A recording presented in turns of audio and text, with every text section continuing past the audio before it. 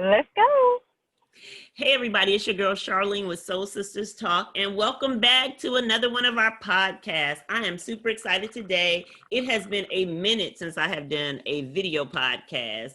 And as you know, we are all living this new life with COVID-19, and it has caused us all to change our game, right? And so I want to welcome you back to season 2 of Soul Sisters Talk. And I'm so glad and honored to have my first video session in season 2 with this wonderful, beautiful, intelligent young lady. I had the privilege of meeting her probably back in the spring via another young lady that I met who's awesome. And when I saw this young lady, I knew she was somebody, right? You know, there are people who walk in your presence and everybody's somebody, but then there are people who walk in your presence and you feel something special about them. And so her and I connected, and I'm glad that she's here today. This is Miss Charletta Denise. She is a mother, an author, an entrepreneur, and a visionary. Hey, girl. She is the author of No Makeup, Unveiling the Woman Behind. I spoke to her earlier and she told me she's currently working on a second book, so she can talk to us about that. She's also the founder of a nonprofit organization called Cover My Sisters. And she is with us today to share her story, hopefully to send you guys out running to be her followers on her social media platforms, going to the bookstores, whether it's the physical one or online, and ordering her books, and then marking your calendar for her upcoming events with her Cover My Sister. And so let's get started. Thank you for joining me, sweetie. Thank you so much for having me. Awesome. And so for anybody who watches the show, one of the things that you know about Soul Sisters Talk is we are just a show designed for women to be able to be transparent and open with our story. Many times women live behind a facade of what we think people want to see. And that hinders us from having genuine relationships and conversations with people because we're afraid of being transparent and showing our truth. And so our show is all about that. And what not better to talk about than taking the makeup off and revealing the woman behind that.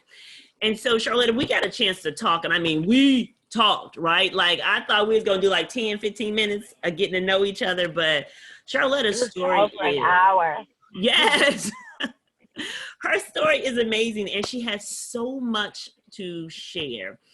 And I just want you to talk and kind of open up with what you want to share. Now, I know that we cannot talk about all that we talked about on this week because we would spend an hour just getting to know you. But I wanted to kind of highlight a few things, and then maybe you can piggyback on that. Why don't you just tell everybody, introduce yourself and kind of give them a glimpse of who you are? Absolutely. So again, I am Charletta Denise. I am the CEO, founder of Cover My Sisters, Unveiling the Woman, and I'm also the author of a book called No Makeup, Unveiling the Woman Behind the Mask. First of all, Cover My Sisters, of course, was founded in 2015. I think that us as women, we're going through so much, and everything that we tend to go through or everything that God allows us to go through, there's always a reason for it. And I believe that everything that I've gone through and continue to go through is why I have Cover My Sisters.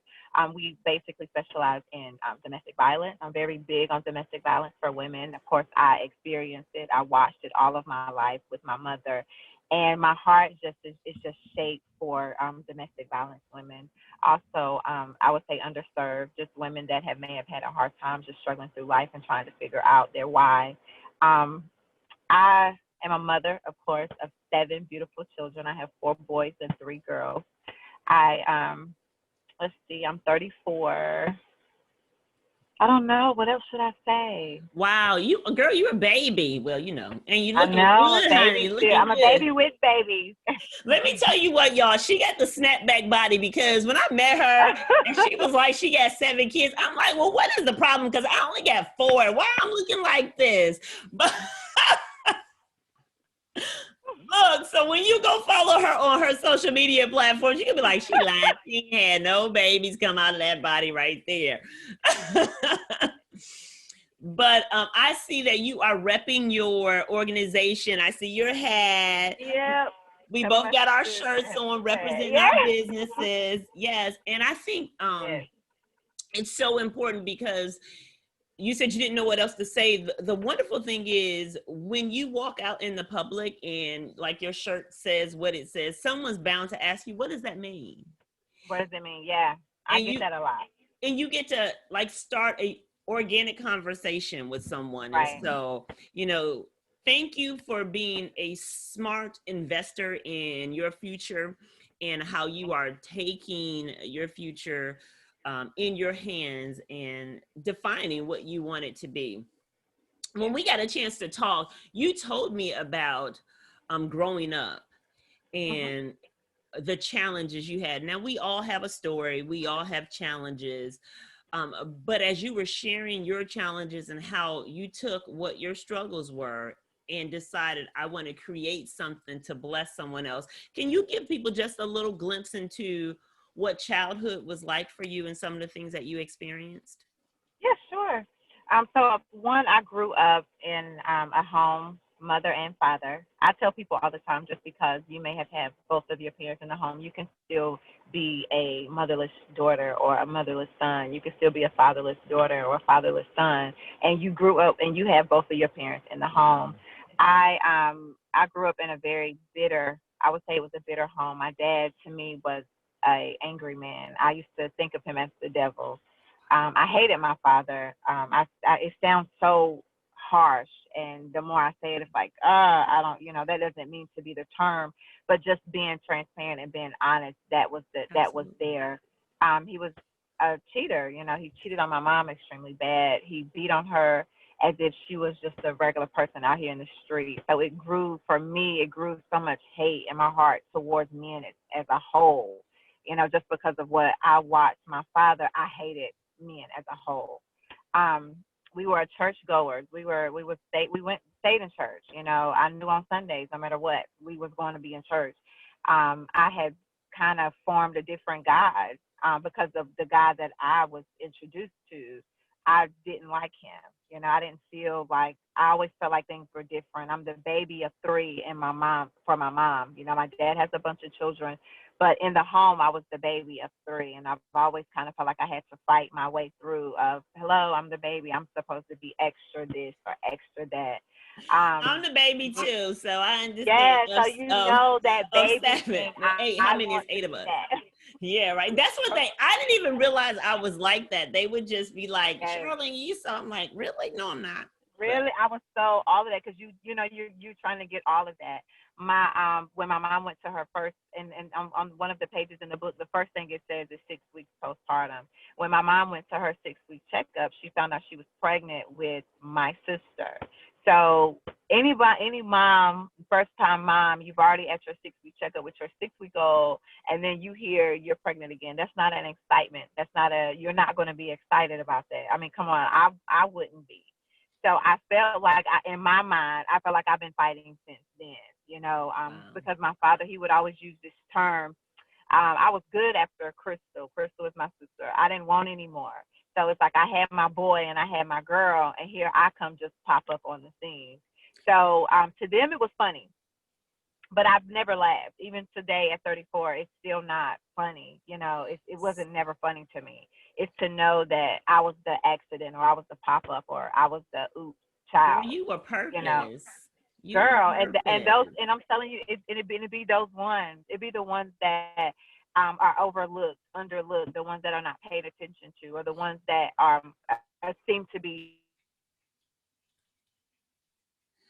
So God, trouble, seem to be really blessed. So I so thank God for it now. I don't mean to interrupt you, but I want to let everybody know, just in case you notice any technical difficulties or the video slowing down, we are in the middle of a storm in our Yeah. community. And so our videos may pause, but forgive us. We are just trying to continue to press through, even though it is like flooding and Yeah, it's storming. horrible. And this sweet lady has sat in her car to do the podcast so she can have a little quiet with her kids at home because of the flood. So I just wanted, because you had paused there for a minute, Charletta, and we couldn't hear Oh you. wow. Okay. Um, let me ask you, you started off and you preferenced how you felt about your father, and not really having a good bond with him. Now, was that because you were the last child in the comments they would make, or was it something, or was it his behavior? What was it that made you and your dad not have a good relationship? I would say that it was a little bit of both. I believe that he didn't want any more children after my sister. I kind of felt like I was treated like that on his part. I also did not like how he would put his hands on my mom. I didn't like how when we would get disciplined or chastised, it was a little, to me, I felt mine was always a little more extreme than my brother or my sister. The name that he would call me, the hate was for me. It would get higher. So it would be different more theory. offensive. Okay. Yeah. And you discussed that in your book some? Yes, I talk about it a lot in my book about, my relationship with my dad. What type of relationship did you have with your mother? I love my mom. I'm crazy about my mom. I'm crazy about my grandmother. As I got older and certain things would happen, I started to look at her differently. I've never hated my mom, Right. She thinks that's in the book. Someone told her that was that in the book, and she feels that I at one point in my life hated her, and that's not the case. I did look at her a little differently after a offense happened in that book. That's in the book. But after that happened, I did look at her like, I'm looking to you for help. So it was a different look. But my mom, I love my mom. I was always everywhere my mom went, I was there. When she would leave my dad and come back and leave and come back, I was always where my mom was. I've always been crazy about her. Even still now, there's definitely been a glitch in our relationship, now. But I'm crazy about my mom. I have caught a charge behind my mom with these women for my dad. I would fight you when I got your back, mama, no matter what. Yeah, I'm like, oh, you saved. Okay, got it. But I'm on it, because I didn't like it. My mom is such a giver. She has a beautiful heart. Right. And sometimes people will take advantage over you because of how you don't respond. Right. I've never watched my mom go off on another female that was talking to her husband, that was whatever, with her husband, a child with her husband. I never seen her go off. I never seen her go to that person, because that's one, that's not her makeup, and two, her loyalty didn't lie with them. It lies with her husband. But well, you just said a whole mouthful right there. That's like a whole nother podcast. That's in the book. That's in the book. Girl. That's in Very Silent Single. I talk about when you go and entertaining other women, trying to go off on them for what? You didn't stand before God with them. You stood with God before that man. Yes. So I talk about that in the book. Even in my marriage, when my husband, I did this, tried that. I said I would never approach another woman. You will never see me weak and thinking I'm getting ready to go off on you. No, my issue is with him. That's who my issue is with, because he about to keep me out of heaven. So my issue is with him, and I talk about that in the second book as for women. That's really good. Don't do that. I think that's so powerful, because I think that it's misplaced aggression. Yes. I think it's always so much easier for us to attack the other person than the one that's actually accountable. And so I'm glad that you said that. I wanted to kind of back up just a little bit so everybody can understand your motivation in writing your books or coming out to write your book was, tell me what made you say, my story is worth writing a book. I need to tell this. What was your motivation when you came to this? Did I lose you? About the stories of our testimony. I think we lost you. I couldn't hear you. What'd you say? Hey, you hear me now? Good. Yeah. Okay. So I said the Bible tells us that we are overcome by the blood of the Lamb and by the stories of our testimony. And I believe that everything that I've gone through, and even everything I've gone through, is not for me to keep to myself and hold it and hide it. I believe generational curses stem from me writing my book, exposing myself to the truth, is always like another woman. It's like, yo, if she can do it, I know I can tell my story. Or That's if good. she can be healed, I know I can be healed. So God will always use one to show another, you know, and I believe that him using me to be on this, be out, just unashamed and naked and tell my truth. You know, some people like, wow, this chick got 7 kids. Why? Let me tell you why and how how they each came. It didn't just was not beyond sex, like how they were voiced and streamed. You know, I talk about all of that, and if one woman can do it, the next one will too. How hard was it for you to step out of the thought of doing it and actually putting it into action and doing it? Did you have a Years. lot of people, I don't know if you should do this. Did you have naysayers? What was going on mentally for you? Mentally, it was, I don't want to lose my family. Mentally, I don't want people to look at me funny. I battled with myself for years, Okay. and I was from he was to go to the next thing I'm losing you, as I Charletta. wasn't willing to do. I didn't want to step out on that either, so he would continue taking stuff. And I'm like, all right, you know what? Are you gone? You gone? I got you back now, but it did go away Okay. for a little bit. Okay. Go ahead. Okay. I just don't. I mean, I just feel like I had to do it. I didn't want to. I still can't believe it's done. Like I didn't want to because I didn't know what I was saying yes to. You know, because you're gonna say your yes, God, but there's something that's gonna come behind that yes. You know, if there's something gonna come behind the no. So if you tell God no, something's gonna happen. If you tell him yes, something's still gonna happen. So I stepped out. I said, well, you know what, God, what I got to lose at this point? You know, you're snatching everything from me. You know, So so I did got you started. did you write this book as saying this is my autobiography, or like I'm gonna come up with characters' names so people don't really, I'm not disclosing people close to me? I've always wondered, like, when someone wants to write a biography, is it about you but you use fictitious names in the book to describe other people, or do you directly say their names in books like this? And everybody, before y'all ask, this is just grape juice I'm drinking. Just wanted to let everybody know. Go ahead. So certain names were made up as far as different scenarios that happened in my life. I did, in fact, use certain names because you know our people now we'll come after you. We'll come after you. Let me think you talking about me. So no, I definitely use different names. Okay. Of course, people that know me knew when I was talking about my parents. I never mentioned their name, but they know my parents, so they knew that's who I was talking about. Okay.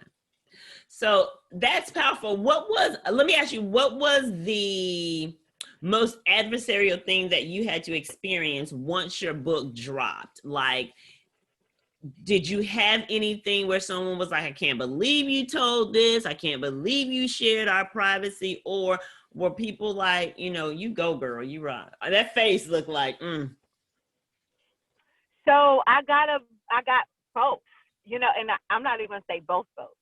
My painful experience was, you know, my mom was in, she cried for weeks, months. They didn't talk. My dad still don't talk to me. My brother don't talk to me. In birth, my mom, our relationship is so, it may never be the same again, and it hurt so bad, you know. Like it took so much for me to forgive my dad. So now I'm trying to, you know, walk in love, and this joker don't even speak to me, you know, or it's very painful. My mom, no one never said, you know, Charletta, I didn't know that you felt that way, and how can we mend this relationship, or how can we be better today now, moving forward. They just did what I said they would do. You know, I was always alone. You know, like if the book was a lie, and I tell people if it was a lie, then why is it like it is now? You know, if it was a lie, or if I didn't speak the truth on certain things, then why are y'all so angry, or why are y'all so mad? Are you mad because I actually did what you thought I wouldn't do, and that was to write a book, to publish the book, to become an author, or that people know what they already knew? You know, And I, that's what I was going I, to ask, if they were angry, if people, because we know perception is everything, and we know that people perceive different situations differently. And you kind of answered that. I was going to ask, did your family view your version of your experiences as reality for them? So it sounds like, they're like, they didn't accept that. Like you said, I think you said something powerful to, okay, wow, I didn't know that this was your experience. What yeah. can we do? What And can we do now moving forward? What can we go? Let's go to counseling. Let's rebuild. But that's so heavy in the Black community. Boy, we offend you. We will do whatever. And then when I come and tell you how I felt, it's now you mad. How do we grow? How does the generational curse break? You well, know, let me help you, girl. In order to break it, you got to be broke. It's not just the African American community. I will assure you of that. Working in Yeah. counseling with diverse communities. I'm a life coach, but I also work in counseling, and it's in all communities. That's true. People tend to not want to be accounted for their actions. And I want to just thank you for sharing that, because as a mother of 4, blessed to raise 5 children, the one thing I've learned in my life is that I'm not perfect as a parent. I don't care how hard I try. Right. It's not always intentional that the things that we Absolutely. say as parents affect our children in adverse ways. But when we become aware that they do, then we should be accountable for, I didn't mean to hurt you that way. That was not my intention. What can we do moving forward? Or how can I work on what I say to you so you're not offended? And that's relationship. And relationship starts with parenting. So it overflows to your other relationships, right? Your girlfriends, your guy friends, whoever. And I think we tend to forget that often. Very much so. Very much so. I think that you'll probably be a better grandparent. I think that us as parents, like my children, if they was to write a book, they're going to have some things that may hurt my feelings too. Right. Or they may do something, and I'm going to be like, yo, well, how can we fix it? Because you're my child. You're my child. And I'm not going to lose you or lose you to the world because this is how you feel. Let's correct this and let's make it right. Let's break this curse or whatever the case may be. No, I didn't get that. They're mad and angry. Wow. And how are you dealing with that? Like, how are you processing? How long has your book been out? June. Okay, so this is new and fresh on my birthday. Yeah. Wow. How has it affected your children with the contention with your family for them? My life has been flipped upside down. It's a lot of they're hurting. You could tell because they don't stay at their grandparents' house as much as they used to. I have, it's a struggle. I can't call my mom I don't even talk about the book. I feel like it's a big deal to be an author. Like, you just don't know how I feel to have that title, but I can't even share. Like, I feel like it's just Charletta. Like, we don't even talk about it. We don't talk about nothing. They don't know nothing that I'm doing, what I got going on, what I'm trying to bring to this community, what I'm trying to bring, or whatever. They know nothing. My whole family is like that. It's not even just my immediate family. Just my mom, my dad. No, it's my entire family on both sides. It's just me out here right now. It's just me, the Lord, of course, and my children. Nobody, no one talks about it. They talk amongst each other. They talk to each other. They talk about the situation to other people. My family, they're doing that, but no one talks to me. When I come around, it's that different look or whatever. Like, I can't believe you put your mama out like that, or I can't believe you did your dad like that. but nobody can believe how I feel. But I guess Wow. how I feel don't matter, right?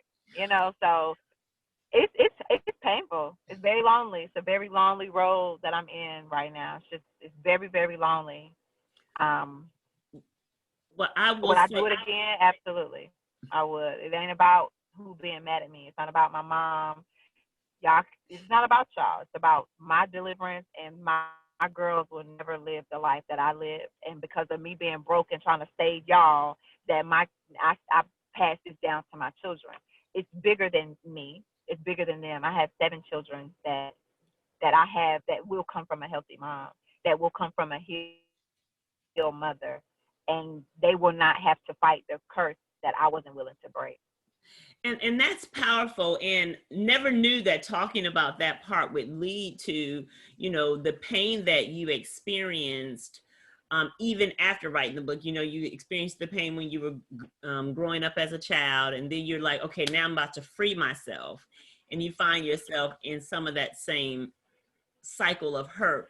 But I will be encouraged to hear that you just said, but today it breaks with me because I have 7 children who I want to make a difference with. Let's kind of talk about your family and just a little bit about your kids now, and so people can get an idea of what you're doing with your kids, and then talk to us a little bit about Cover My Sisters, if you don't mind. Sure. I call them my little saving grace because that's what they are. They are some amazing children. I love their worship. I love how we pray together. Things that I didn't do. They know that mommy loves them. It's not about me keeping them clothes, keeping food in their body, keeping a roof over their head. They genuinely know my mom loves me. We pray together. I make sure that it's important that I tell them it's important to pray, the power of prayer, keeping them in church, keeping them involved in church, allowing them to form their relationship with God. We always say, spare the rod, you spoil the child. That is absolutely true. I'm very heavy on that. I'm heavy on that, spare the rod, spoil the child. But I have, I do try to teach a different dynamic from them to them, seeing that they did witness me being in an abusive marriage. It was because of them why it was so easier for me to just walk away. It was a struggle for a long time. It was a struggle for a long time until I started to see me living my mother's life and my children being me. And when I saw that, it did something to my mental state. I was already in therapy. I was already trying to maneuver like this life right here is not the life that I know God has for me. So I make sure that we pray together. I speak words of affirmation constantly over them. Even when they get on my nerves, I'll be ready to fight them. I still have to tell them who they are. It's our duty as parents to ensure our children who they are and what they will become, and not telling them everything they're not, or they come to you.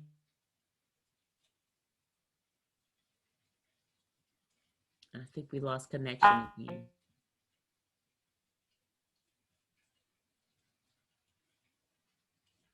I think we lost you. It gives the child hope to know that they can do anything, and that's the goal for my kids. I didn't get that. I got called stupid, but I make sure that I tell them who they are, and speak life into them. They speak life. I tell them the importance of positive words. So we pray together. We study the word together. They get a prize. It's just like I just try to keep them knowing. I rather them know who God is than what a basketball can do or how good you can throw a football. And that is number one goal that I try to instill in my children, just so they can see me living right and see me fighting to survive. That's what they're gonna do. Teaching them the importance of having faith. Did you share your story with them prior to releasing the book, or did you talk to them about what you were getting ready to do? Yes, I told them. Well, yeah, I told them my story. I told them things that I've gone through, why the relationship with Grandpa is like it is. Um, my daughter, KK, she's in the book. I talk about the situation with her. So I had a private conversation with her to know why her father is the way that he is, or why he acts the way that he acts, and how old she was when he found out, that he was even hers. Like I do that. Okay, I'm that's his. good. Yeah, they know everything about mommy. My oldest has read the book. Um, he did not know a lie. He was like, wow, he's in school right now in high school, How and old is he? he's 14, and he's in class with his nephew, with his uncle. I'm sorry, with his uncle, my dad's son. But see, Wow. had he not known that, it would have been like I said, dude, that's your uncle, because he was telling me about it. That's why I talk about these family secrets. That's the next book coming. But the Wow. family secrets, it destroys the generation coming. So it may not destroy you, and it may not destroy your family, but it destroys the next generation because it's the next generation that gotta grow up with your sins. Wow. That's amazing. And it's just so and I know that when we're talking about you being an author and all those things, I know there's plenty of times that we can talk about your book, but the whole purpose is we want people to go get your book and buy your book. Absolutely. I think it's so important for people to know the motivation behind who you are that wrote the book. So it whets their appetite to say, this young lady has a lot to share. And let me tell you, what you're doing is trailblazing. The locks you're taking off people's lives by helping people just open up their truth. I know it feels like you're losing something. And I know I can imagine you can feel alone.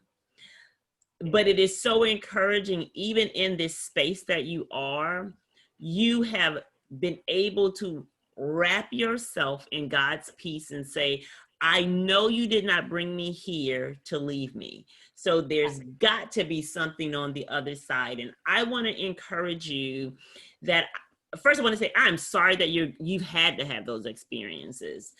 But I'm grateful that you're here for purpose. I am so grateful that you have been willing to expose yourself. It is not about exposing anyone else. It's about exposing yourself enough for people to say, "Ooh, I see myself in her. Ooh, yeah, that's true. This has happened to me. I'm not the only one." And sometimes we can feel like we're the only ones that's on this journey, that nobody understands. And so you're not alone. I know you got followers because I see you on social media. So that means people are supporting you in this journey. And I can't wait to get Family Secrets. And I'm definitely, we've already talked. I want my autographed copy of No Makeup. So we're working on trying to get that.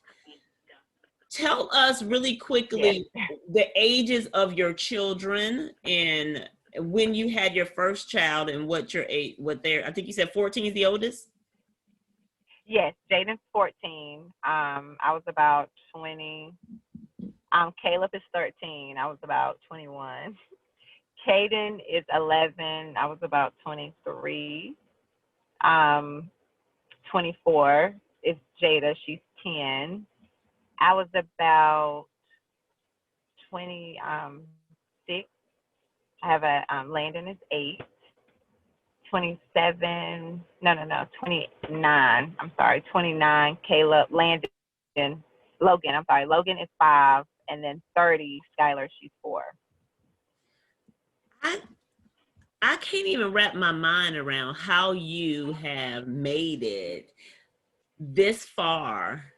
Oh, thank you, Jesus. Nothing but the Looking Lord. like you have not been through anything, raised 7 kids, and sounds like you did it with little support. Mm-hmm. Let me tell you something. We always say, if we look like what we went through, if we look like what we're going through, then how does God get the glory of that? God is so beautiful and so perfect and so made perfect. He is not walking around in heaven depressed, stressed out, looking out, trying to figure out. He is the richest of all riches. Why should we look like what we're going through? I would never walk around with my head down no matter what I'm going through. I'm in a season right now where the devil is really trying to take my mind. Not only trying to take my mind, but take my life. He done took my family, and I still get up every morning and wash my face, put my clothes on and look like I am who I say that I am, and look like who I know it's who he is. If God is who he is, I can't walk with my head down, because then I don't believe him. So if I believe his word and I believe him and I believe, then I have to walk in that believing. I have to walk in my deliverance. I have to walk knowing that my mom and my dad and my brother and my sister, God is going to show them that I didn't write this for evil. I got to walk knowing that. I got to walk knowing that Jaden and Caleb is coming back home to their mom, and that their dad will be set free and delivered. I have to walk in that. If I got to cover my sister, then I have to cover her. I can't be down trying to help her. So no, I will always get up and get myself together, no matter how I feel. I get in my car. Some days I don't do nothing but worship and listen to worship music all day. I have to listen to something that is playing, something that was reminding me, because some days I'm like, God, now I know you are great, but today I'm looking at you funny, So every day is not a good day. Every day is a struggle. I want to call my mom and be like, yo, this is what's going on, X, Y, and Z. No, I don't have that. I have stuff flying up from my past coming at me. I have divorce issues coming at me, children issues coming at me. I have it all. And every night I still get on my two kneecaps, and I'm like, God, I still trust you. If you take everything from me, I'm still going to believe your word. If you take everything away from me, I'm still going to walk with you. I don't care what I got to lose.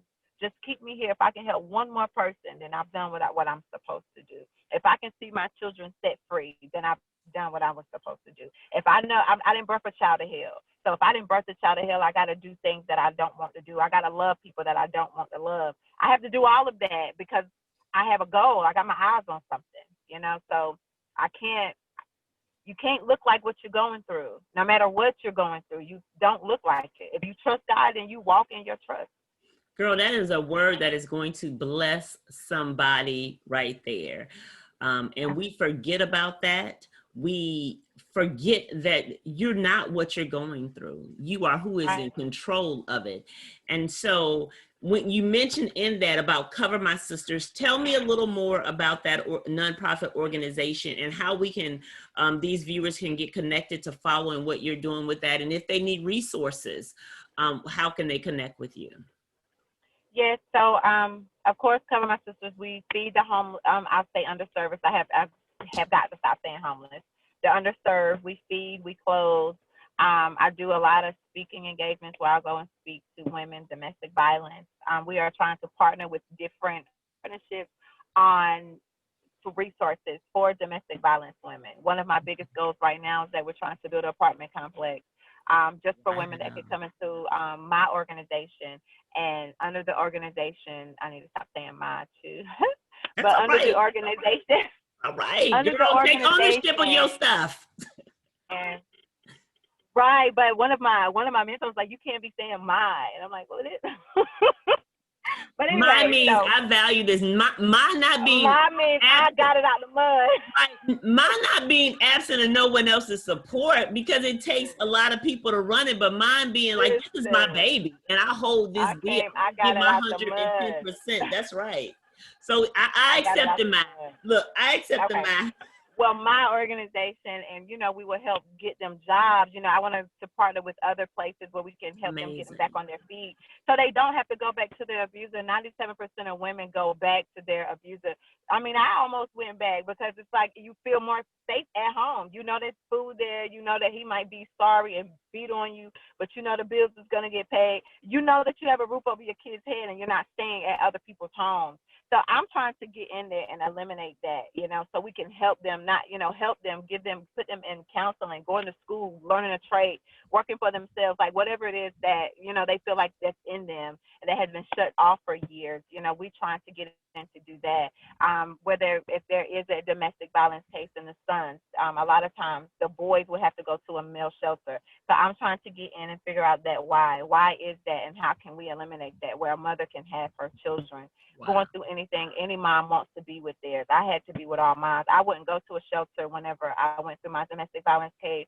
It's because I was not willing to separate my children. So thank God for my mom. The book won't out, but I was able to go to my mom's house and stay there for about 21 days and while I was working on getting us another home, but there was no resources. So I want to provide resources for women. Whether we do girls trip where my goal is to go into different states, different cities, and plant mentors in different states. So then even Cover My Sister will be all out throughout the world, and we'll come together maybe once a year, do a conference. I don't know, anything. I'm just still waiting on God for that. But I do want to plant other women in different areas that would orchestrate that area. So Cover My Sister is global, international. It's everywhere. That's my goal. I'm working on it. If you would like to help, support, or even you feel like there's something that you can do to add to Cover My Sisters, you can always email me at covermysisters@gmail.com, or you can go on my website, which is covermysisters.com. And I'm on Facebook under Charletta Denise, or Cover My Sisters, but you will find me under Charletta Denise. I'm also on Instagram, and that is Cover My Sisters 17. So you can go and follow me up there also. Excellent. So listen, audience, I hope that this has just whet your appetite so you can go follow this young lady. Let's support her and blow her mind with new followers, Yes. new book sales, new people interested in helping her, or maybe connecting her with other organizations that's doing this. When you were talking, I was thinking I have a young lady that I mentor, and she is a domestic violence like 911 operator, and she a case manager, and she deals with that. I was thinking, man, Oh, I need to get you connected to her as a resource. Definitely. Because they're always talking about just not having enough places that connect the women too, so they have resources. And so we never know by opening up who we're going to meet and what information we have inside of us that we can share. Charletta, I want to just, before we end, I want to leave you with, as you were talking, God gave me 6 words in my mind as you were speaking to share with you. And those are phenomenal. Okay. You are phenomenal. God said you are phenomenal. He said you are an overcomer. You are not the tail. You are not left behind. You have overcome. Humble. I see humility. No matter how great you go, how large you become, I see a humble spirit. Resilience. You are in a pattern where things are looking to take you out, yet you're not giving up. Resilience. Innovator. You are finding ways to recreate and make what we've always known. How can we make it better and different? And then you're providing change to a culture of people who have been hidden in silence, who have been sheltered away, who we've tried to cover up. You are providing a cultural change for them to be okay with being themselves, exposing their truth, and then following on that journey to where it leads them. And so I have been so honored today to chat with you. And I want everybody to know that please go. She gave you her social media outlets, and we'll have her give you those again, and we'll put them on the link to this. But go get her book. I think we can find it on Amazon, right? Yes, it is on Amazon. It's also on the website. Or you can, if you want like a signed copy, then of course you can just email me, or you can DM me on one of my platforms, and then I can sign it and mail it to you. Okay. So No Makeup, Unveiling the Woman Behind. Is that correct? Behind the Mask. Behind the Mask. And then your second book, do you know when that's going to be? You have a release date for that? We're looking towards March. We're getting ready to start. There'll be a promo video. Then there'll be some other, the little pre-repping people and preparing them for what's getting ready to blow up. All right. So our goal is March. Is to release the book in March. But there will be there will be a little video. It's a video promo. It's called Mary Fallon Single, and that is an amazing book. So in order for you to understand Mary Fallon's single, you got to read No Makeup, Unveiling the Woman Behind the Mask, because the last page of No Makeup is going into the first page of Mary Fallon's single. Girl, I cannot wait. I cannot Oh, wait. it's I so good. cannot wait. So listen, anybody out there that's in my network who can help her, look, she may need photographers, videographers, you know, y'all looking to build y'all platform. She looking to build her platform. Look, we are here. Let's work together. Let's work together. We trying to grow our income. So in order to grow it, we got to make it. So let's support each other and let's give back to one another for whatever we can do.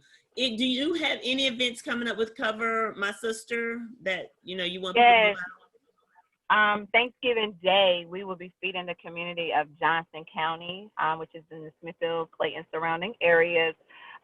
If you would like to donate, whether it be with food or clothes, so we're doing a clothes drive. We're giving away clothes, shoes, and of course we're fixing hot meals. I love to cook. I'm a soul food cooker, so we'll be having the full course work of Thanksgiving. You can always stop by and get a plate, or if you just know someone in need in the Johnson County area, definitely send them send them our way. We will be at the Lighthouse on Pollock Street in Selma, North Carolina. Now, if we want to donate money, do you have a Cash App? How can we do that to you? If they want to say, I can't be there, but let me help. Sure. So if you want to just donate and just give money, you can always Cash App at Cover My Sisters. Well, the $ Cover My Sisters, or PayPal, which is, I think PayPal is the same thing, which is Cover My Sisters. And you can definitely send that way. We will be going out like next week to get the food. And so whatever you want to do, or if you want, like maybe we can meet to pick up clothes or shoes that you may have for all sizes. We're doing for all people, you know, all sizes. Absolutely. Absolutely. So listen, guys, you may not, right now, COVID may be preventing you from being able to do some things that you want to do, but we do have some organizations who are still helping people. And so, listen, if you want to donate financially, if you want to donate, I'm sure some time to help serve. Yes, that would be great. If you have clothing items that you'd like to bless someone with, let's get in touch with Miss Charletta. She has given us, one more time, give us the contact for reaching out to you would you prefer them on a particular platform to reach out to you about donations? Yeah, if you would like, it would be better to do it on Facebook under Charletta Denise. Okay. And I can spell that. It's CHARLETTA, and then Denise is DENISE. Okay, so donations through Facebook, reach out to her, Charletta Denise. If you want to send financial contributions to help out, you can do that at Cash App, the $ Cover My Sister, or on PayPal, same thing, Cover My Sister. Listen, Charletta, I want to thank you so much for joining us and taking some time away for those beautiful children of yours. Thank you. Thank you. We are always here to give you support and to just love on our sisters, our soul sisters. God bless you, and may God keep you, and may he just continue to lead the way as you continue on this journey. We love you. Thank you, guys. This is Charlene with Soul Sisters Talk. We out.